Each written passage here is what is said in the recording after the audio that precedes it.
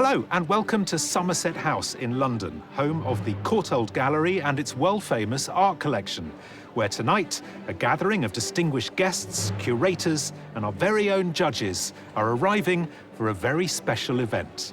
It's the grand unveiling of a new landscape, created for this prestigious institution by Sky Arts Landscape Artist of the Year, Ben McGregor.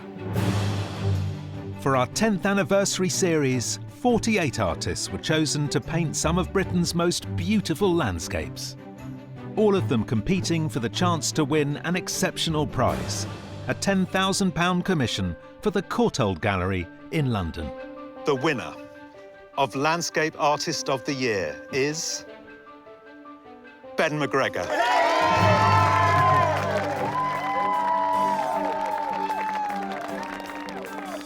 I just can't believe it. I'm in absolute shock. Ben's commission will take him to the south of France.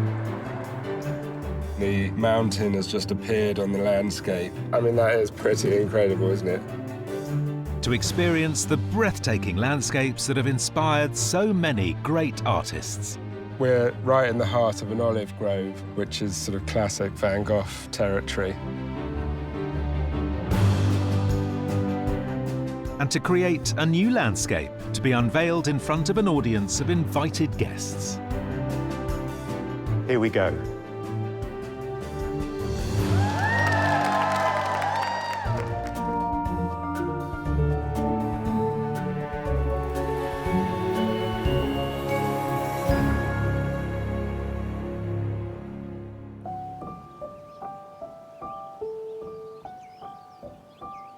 It's been 3 weeks since the final of Sky Arts Landscape Artist of the Year, and Ben McGregor has returned home to Surrey.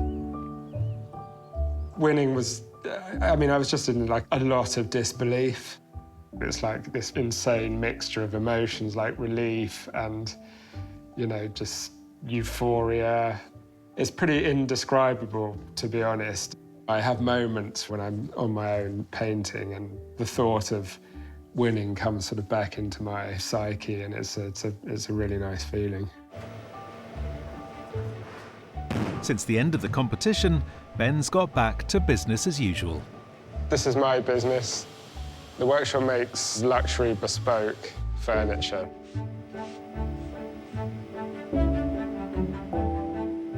I've always been a free spirit, I guess, and a bit nomadic and a bit sort of experimental. I've never sort of found myself like anchored into one thing. So I professionally had like a really, really varied career. How does this differ from this previous? Being a full-time artist would be absolutely the ultimate career for me. So do it with the rebate there. Art was always my thing as a kid. Then after that was years and years and years of just not even picking up a pencil. I was in my mid-30s, was sort of suffering from depression, and I was just left in a bit of an existential crisis, really.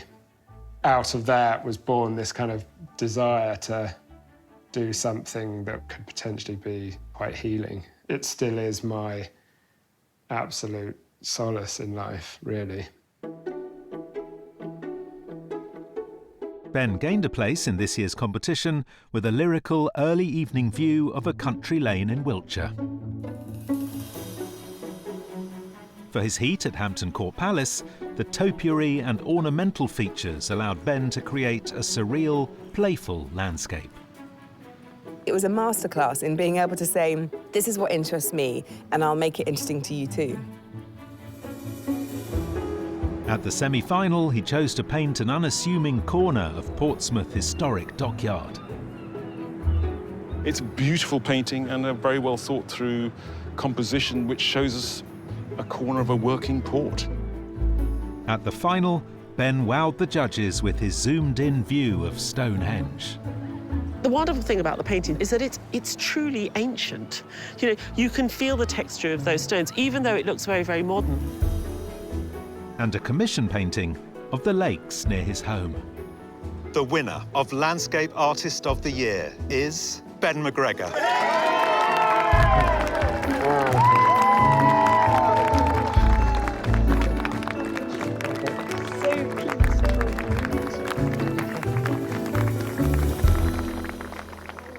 I love painting landscapes. I was inspired to paint landscapes by the show. I just thought that I really, I want to try that. I can see myself doing landscapes as a core sort of subject matter for, the rest of days. Ben's prize for winning Landscape Artist of the Year is a commission to paint a landscape of the south of France for the Courtauld Gallery in London. I feel really excited to be here, but seeing the kind of grandeur of the place, it makes it all feel very, very real. Can't wait to find out more about what I'm going to be doing. The Courtauld Institute and Gallery was established in 1932 by industrialist and art collector Samuel Courtauld, who wanted to open up his unrivaled collection of Impressionist art to the public. Ben's come to discuss his commission with Courtauld curator Barnaby Wright. Ben, welcome to the Courtauld Gallery. Thank you so much for having me here. What we have at the sort of heart of the collection, the Impressionist and Post-Impressionist collection, are three really extraordinary landscapes, all made in the south of France. And they are a landscape by Van Gogh of the region around Arles, a landscape by Cézanne of his hometown of Aix-en-Provence, and a landscape or seascape by Monet of Antibes. What we would like you to do is to go to those different sites where those three artists painted and were so inspired, and to produce your own contemporary response to those same landscapes. Wow. Well, you've just given me goosebumps. I'd sort of love to know a bit more about these three paintings. I don't know sort of very much about sort of the background behind them. Cézanne had been in Paris in the 1870s. He went back to Aix-en-Provence. At that time, he was trying to combine a desire to get the immediacy of what a landscape felt like in front of him with something that was monumental. Monet was very much trying to find some really exciting effects of light. For Van Gogh down in Arles, he travelled down there to really find a landscape that would be, I think, spiritually very deeply rewarding to him. What we're hoping is that the spirit of those artists and the spirit with which they approached the landscape in different ways will be inspiring to you to produce a contemporary landscape painting that comes from your own personal experience.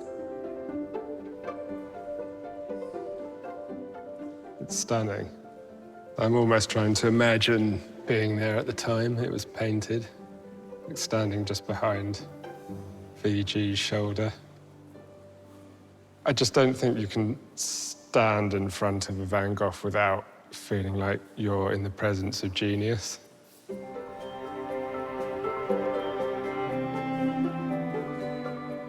I really love the colour and the subtlety of the land in the background and the sky. It's really, really beautiful.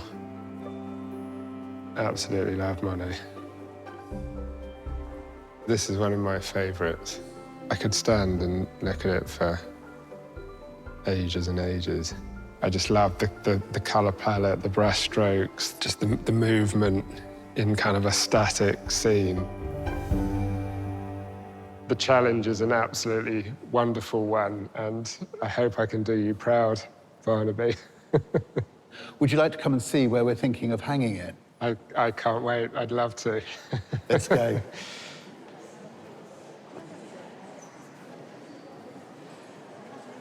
Here, where these two Renoirs are. No way. Are you serious?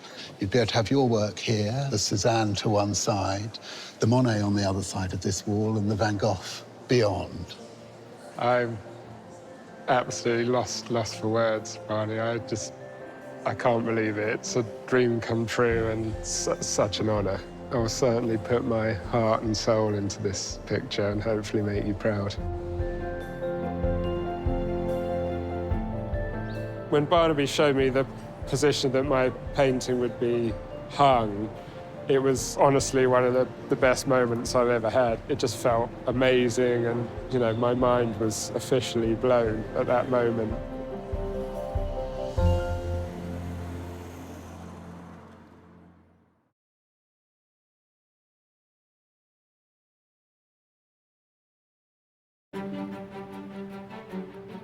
1 month after winning Landscape Artist of the Year, Ben McGregor has arrived in the south of France.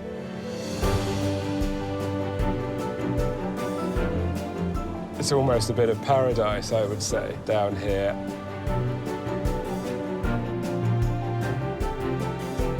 Wow, look at the mountains over there with the clouds, that's awesome.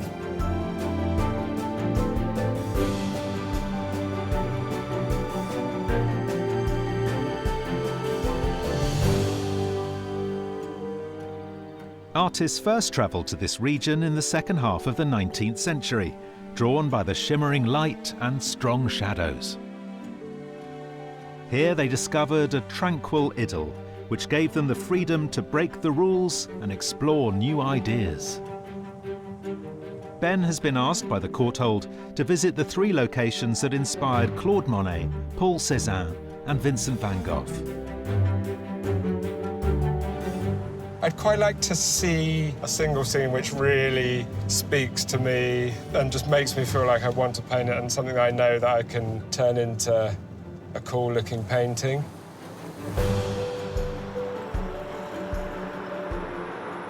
His first stop is the Côte d'Azur town of Antibes, where he's meeting up with local art historian Elodie Maire. The south of France obviously has an incredible transformative effect on many artists. I'm wondering what you think is so powerful about the landscape down here. I would say really it's the contrasts and the light. I mean, the open light. And I mean, you have the vegetation, which is very exotic. It's these old-fashioned medieval little villages inspire the painters. The open sea is there, and you have the mountain in the back. So clearly, to me, you have everything together. I mean, but of course, it is the point of view as a person coming from, I grew up here. So this is my feeling. Impressionist Claude Monet travelled to the Côte d'Azur for the first time in 1883. Already a well-known modern artist in Paris, he came looking for a new challenge. Captivated by the dazzling light and rich colours, he returned 5 years later and stayed here in Antibes, where he painted the Courtauld's famous view across the bay. What impact did being in the south of France have on Monet? So Monet actually lived a long time of his life in Normandy, in Le Havre, and he's been also learning a lot of this impressionism in Paris. All his life he studied light, and he studied also the water reflection. So coming to the south really helped him to develop his art, his work. Would you say that coming here to the south of France was quite a significant turning point in Monet's career? Yes, so really here the light started to be really much more bright. I mean, this is the brightness I think he was searching him. I mean, he said that the sky is so blue, look at the sky, that you can dive in it. That his words to his wife. That's very to his poetic, second wife. isn't it? Yeah. And he started to paint with another type of palette, which is more pink. So like pink and blue and green little touches. I think that's really the turning point, I think, is really the south of France.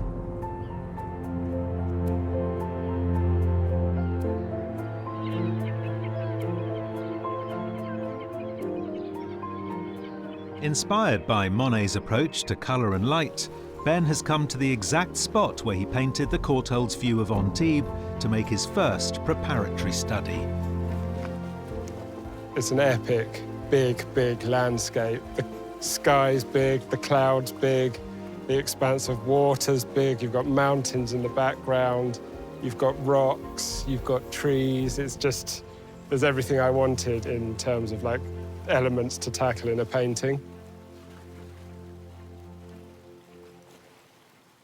So I'm starting off penning in a composition which involves this cluster of rocks here in the foreground, this lovely pine tree which sort of sweeps over the top of my view here, and the sea as the main sort of focal point, and then kind of obviously a little bit of the background, the mountains, but kind of pushed way back.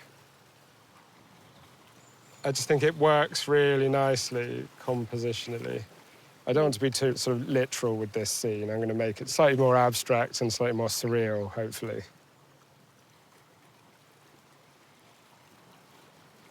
Well, everything's so bright and very blue. There's a lot of blue here. And also pink, actually, you know, in terms of the rock. There's so much shadow, there's so much texture, and so much depth of colour, and very subtle tonal changes, which are quite hard to capture sometimes, but, you know, Monet does that brilliantly well.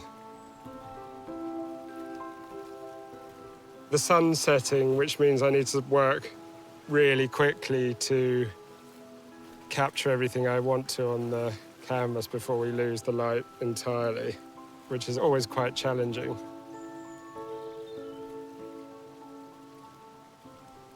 Just trying to get sort of textures in at the moment. Bark, rock, sort of short, stabby brush strokes. I'm going to just concentrate on getting the sea, the sky, and the background, using kind of aquamarine-y type blues, so trying to get them as close to the sea as possible.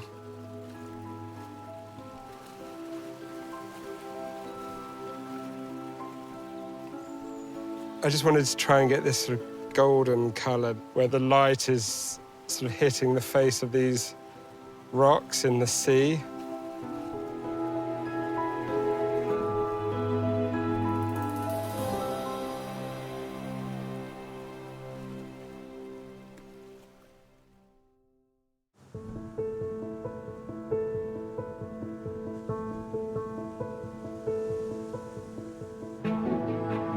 Leaving the Côte d'Azur behind, Ben's travelling inland to the rugged countryside around Aix-en-Provence, birthplace of one of Monet's contemporaries, Paul Cézanne.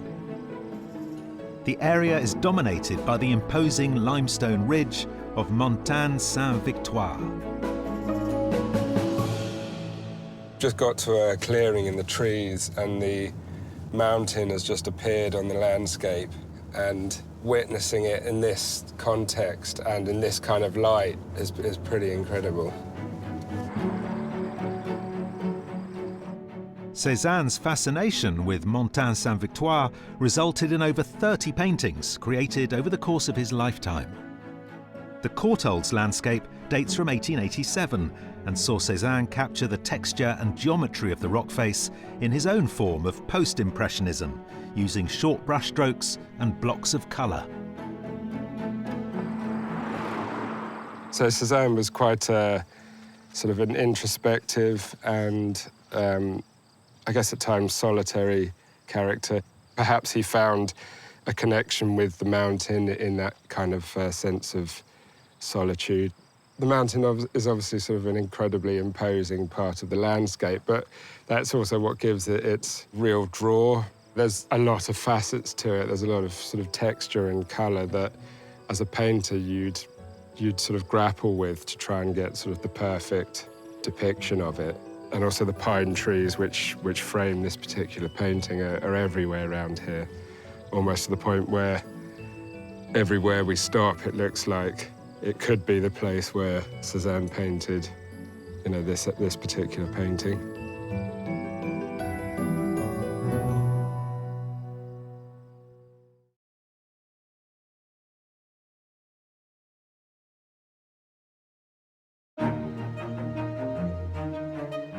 Landscape Artist of the Year winner Ben McGregor has come to the countryside around Aix-en-Provence to explore Mont and Sainte-Victoire, muse of post-impressionist painter Paul Cézanne. So fascinated was Cézanne with capturing the mountain, he became interested not only in its outward appearance, but also in how the rock itself was formed.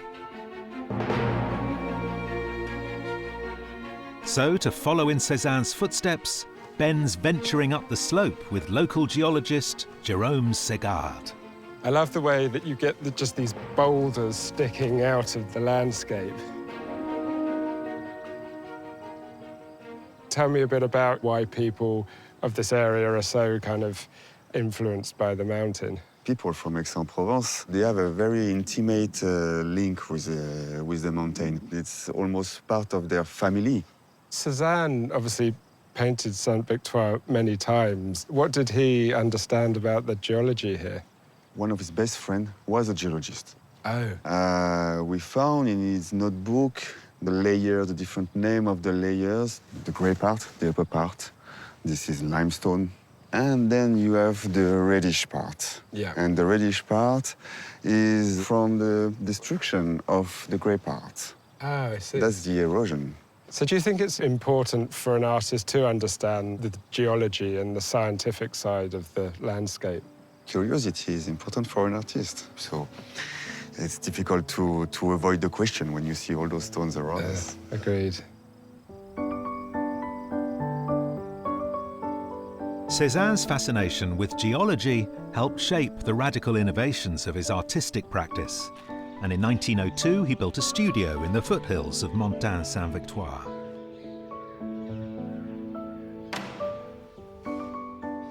It's closed to the public, but Ben has been given permission to see it for himself.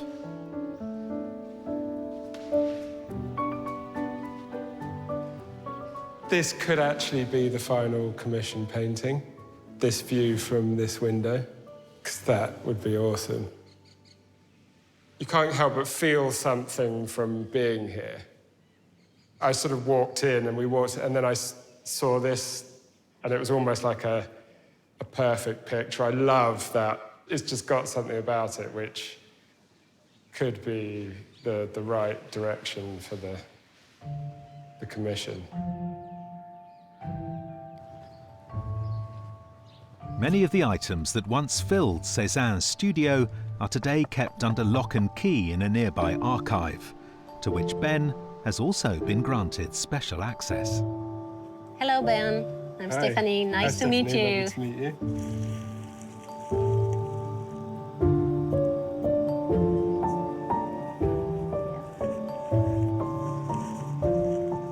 It's the famous still life statue. That's amazing. Exactly. That's so cool. Yeah. I think this features in a still life at the CLD Gallery. Yes, exactly. Because this is so familiar to me. Yes. To see this in real life is pretty mind-blowing, actually. So this is the cane, I'm assuming? Used, yes. This is nice because it feels much more personal. It just makes you feel that bit more connected. So it is the last object, and it's a very important one. Oh, wow. It's still got paint on it as well. Yeah. This is incredible. So I'm assuming this is still Cézanne's paint on there. Yes. The colours are incredibly primary. He obviously did quite a lot of mixing as he was painting the pictures themselves. It was amazing to see these authentic Cézanne artifacts like that. Just get that bit closer to Cézanne as an artist and a human being. Taking on what he's learned about the man himself, Ben has come to a nearby windmill known as Moulin Cézanne to attempt his own study of Mont and Sainte-Victoire. The weather's taken a bit of a turn. Being out in the rain is sort of all part and parcel of plein air painting, and you get to capture a different kind of atmosphere and a different kind of mood in the landscape.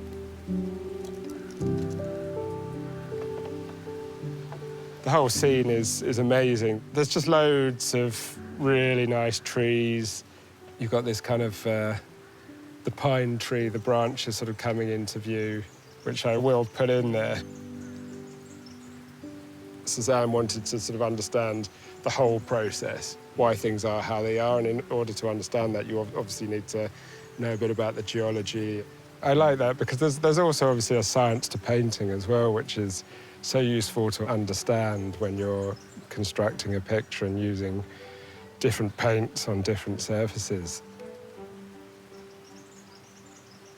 I want the sky to be quite sort of flat. So basically now I've put the paint onto the white layer, it's almost stained the canvas.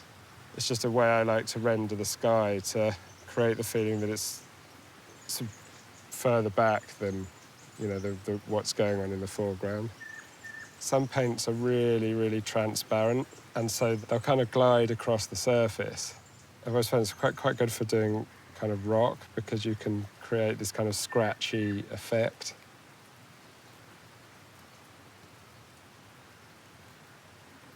I'm so unprecise, it's not even funny. And if I feel a tree would be better to look slightly bigger or set slightly further back, then that's what I'll do, which is kind of quite a wonderful thing about being an artist, is you sort of get to play with the landscape in that way. The bit I really loved on this landscape was this kind of reddy pink ground that you see in the front, which looks really nice against the greens.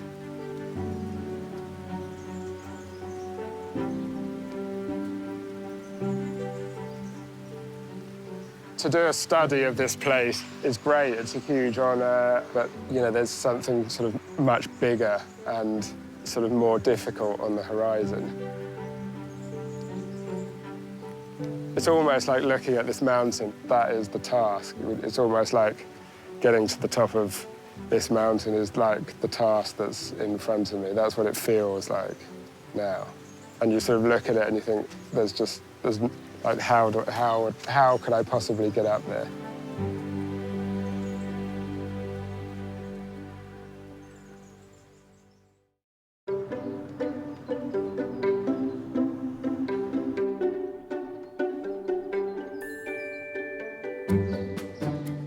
Ben's final stop on his trip is the Provençal city of Arles, where Vincent van Gogh arrived in 1888. Wanting to escape Paris and the pressures of the art world, Van Gogh came to the south, seeking inspiration. I love these beautiful old shutters. Quirky little artifacts like this. Merci. During my visit to the Courtauld and my chat with Barnaby, he explained to me that Van Gogh came down to the south of France to get away from the hustle and bustle of Paris, and also because he was having a bit of a mental health crisis at the time. So he was looking for some kind of retreat and some solace to recover. I can really relate to Van Gogh, I think, in that sense. I've got a couple of quotes which Van Gogh wrote in his letters. Always continue walking a lot and loving nature, for that's the real way to learn to understand art better and better.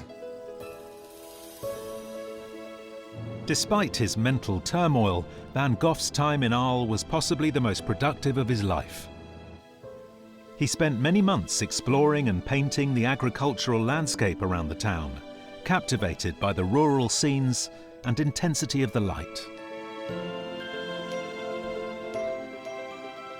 The landscape's absolutely stunning, really rugged, lots of trees. The light is just incredible, especially standing under the tree line where it dapples across the floor. I can see already some potential paintings emerge from the landscapes I'm looking at.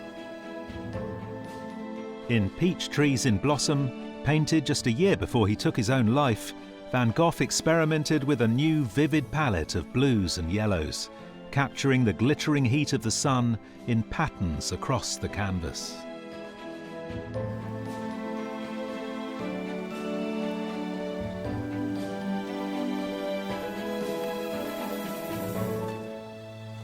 We're right in the heart of an olive grove, which is sort of classic Van Gogh territory. So I'm going to have to do my absolute best for it not to come across as a bit of a Van Gogh knockoff. It's boiling hot, it's early morning. It's an absolutely beautiful landscape to be in. It's the sort of thing I really like to paint. These are pre-framed canvases that I invented in the workshop, sprayed in that finish that I like to paint on top of, like a really smooth finish. There's kind of a few layers of landscape to look at. You've got this incredibly bright vineyard that the sun's really sort of reflecting. And then you've got the olive grove where we are. So there's quite a lot of depth to play with here. The ultra sort of smooth surface of the board allows the paint to slide across it really freely, which enables you to create really nice sort of brush marks.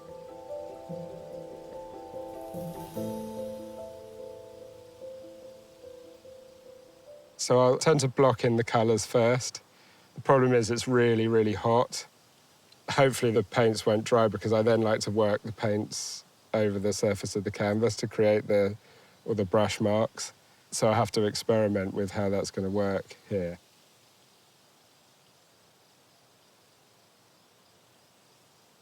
So I'm just creating these little, almost like waves, because you've got all this amazing tree line kind of in the middle ground before you then get to the mountain itself.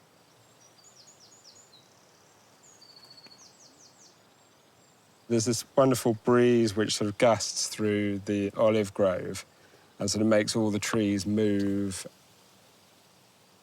So I'm trying to capture that with brush strokes, which is kind of what I do anyway, but I think my style of painting sort of lends itself quite nicely to that.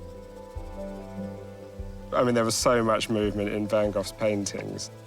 A lot of that was down to his style of painting and brush marks, but I'm sure that, you know, he would have sat here in a similar location and felt very similar things. I think just experientially being in this landscape, I'll be able to take the feelings that I've got and my sort of approach to the painting in a kind of more metaphysical sense back to the studio to paint the final commission. Right now, I'm feeling really good. I don't think I could be more connected to the landscape right now.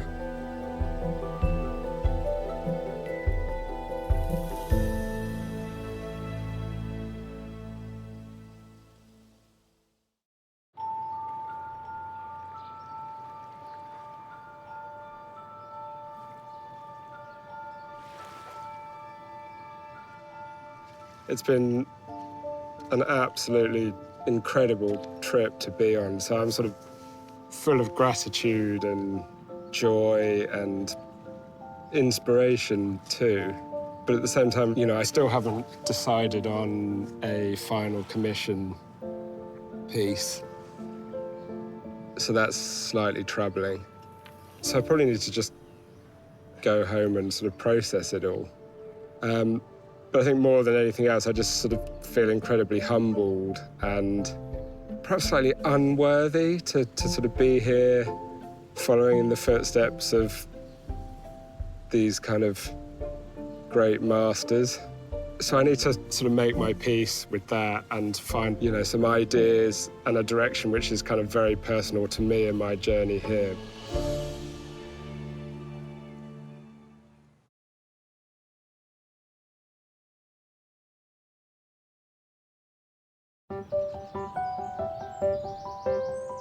Winner of Sky Arts Landscape Artist of the Year, Ben McGregor, has returned from his trip across the south of France and come to rural Northamptonshire to paint his winning commission.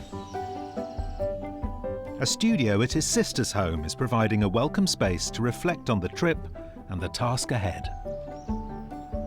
So, how's it going? It's going okay, I think, but I still spend a lot of time worrying, staring into space.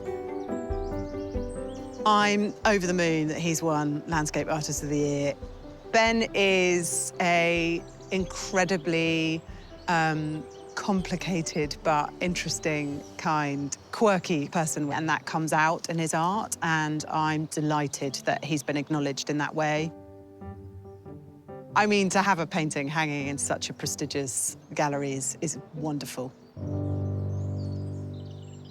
So I got back from France and for a few days still was unsure as to what I was going to paint.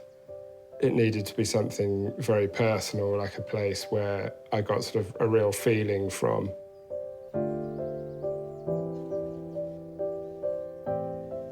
I've decided to do a view from Paul Cézanne's studio, but I've decided to incorporate sort of a different view from Monet and Cézanne. Tackling the mountain at one stage felt almost impossible. And I think by placing it within Cézanne's studio, which is a very human place, sort of gave me the ability to see it in my own way. So I'm just painting in the floorboards. Very, very nervous about the unveiling event.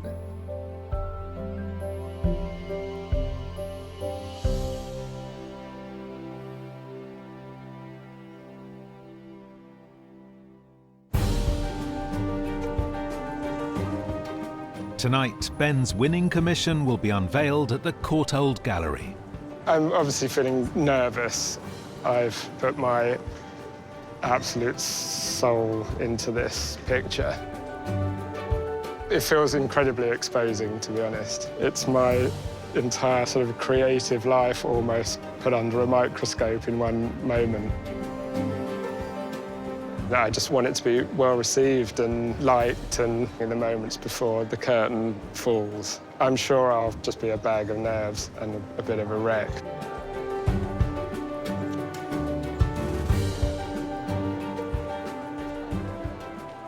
I'm really excited because I think Ben's one of the more unusual winners that we've chosen, because he's got this sort of odd, edgy abstraction to his work. He's so idiosyncratic. Yeah. And the way he puts paint on is so him. So I like the idea of this fusion between this beautiful south of France, these great vistas that we know from art history, and this very weird way of painting. But, you know, is it sea? Is it mountain? Is it landscape? Is it pine trees?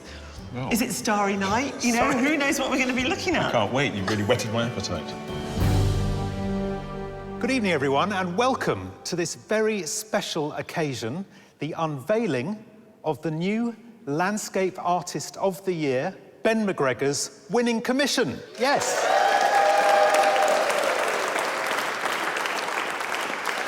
We are here in the Courtauld Gallery's Great Room, which is usually reserved for minor artists like Cézanne, Monet and Van Gogh. No pressure, Ben. None taken.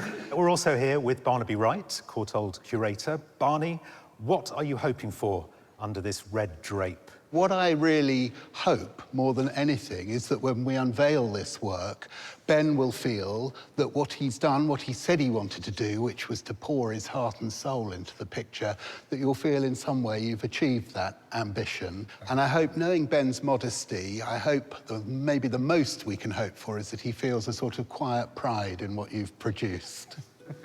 That'll be a win for me. You all right? You feeling good? Yeah, I'm apprehensive, but excited. Yeah. Well, should we put you out of your misery? Go for it. Right, here we go. I mean, there's a Van Gogh self-portrait with a bandaged ear. I know. It's just over there. It's how I feel. Right. It's how I feel. OK. I mean, they're taking 2 Renoirs down. Get on with it. Get on with it? All right, here we go.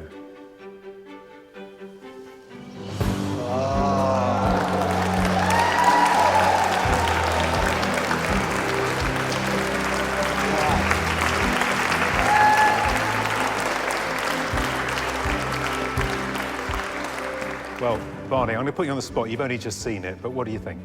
What an extraordinary picture. I mean, congratulations. Thank you, absolutely fantastic. And we even have a reference to one of our other non-landscape Cézannes in the collection, Yeah, a still exactly. life with plaster Cupid here, which is, yeah, fantastic to see. Ladies and gentlemen, the Landscape Artist of the Year, Ben McGregor.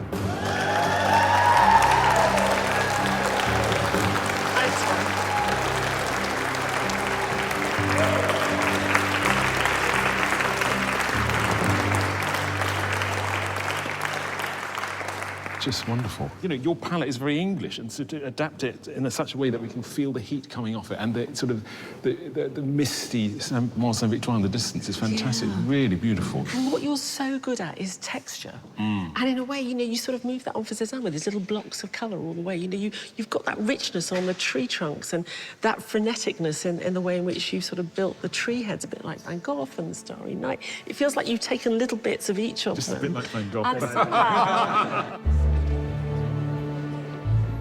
I'm just bowled over, actually. It works on so many different levels, and all done in his inimitable style, which is this touch, this sensitive touch that vibrates. The whole painting sings, and it just fits in here perfectly.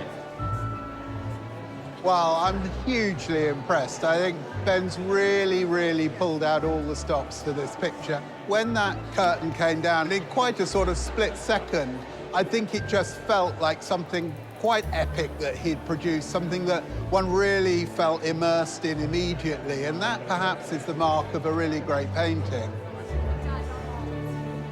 Ben has stayed true to his authentic way of painting, but somehow by osmosis, he's managed to absorb just enough, just the right amount of influence from these artists to create a work that I think will sit on these walls confidently and will sort of encourage a lot of conversation about what landscape is today. So I think he's done us proud.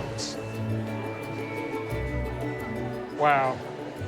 A sort of a plethora of emotions and excitement, Well and done. most Well of it done. overwhelming. Cheers. In terms of my artistic career, it's been the most significant thing that's happened. In terms of my life, it's up there, and it's been such a wonderful journey, so full of, like, just incredible moments that I'll remember and cherish for the rest of my life.